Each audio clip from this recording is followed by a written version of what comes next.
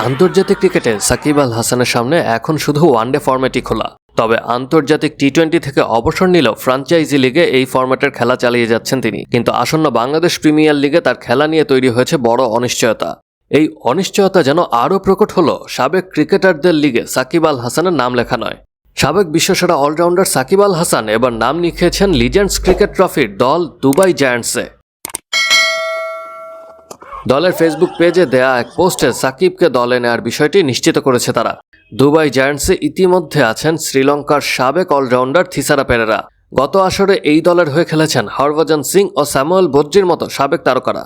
সাকিবের বিপিএলে খেলা নিয়ে সংশয় নতুন কিছু নয়। গত 5 আগস্ট বাংলাদেশের রাজনৈতিক পরিস্থিতি ও সাকিবের বিরুদ্ধে আন্দোলনের জেরে দেশেই তাকে টেস্ট থেকে অবসর নেওয়ার পরিকল্পনা স্থগিত করতে হয়। একই ধারাবাহিকতায় এবারের বিপিএলেও তার অংশগ্রহণ অনিশ্চিত হয়ে পড়েছে।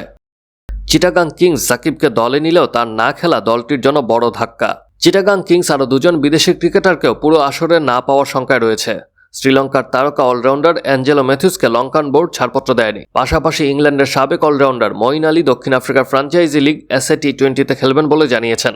আগামীকাল থেকে 2025 বিপিএল-এর একাদশ আসরের পর্দা উঠছে। টুর্নামেন্ট চলবে 7 ফেব্রুয়ারি পর্যন্ত। যদিও সাকিবের অংশগ্রহণ নিয়ে চিটাগাং কিংস আনুষ্ঠানিক কিছু জানায়নি, তবে তার না খেলার সম্ভাবনাই বেশি। Action sports.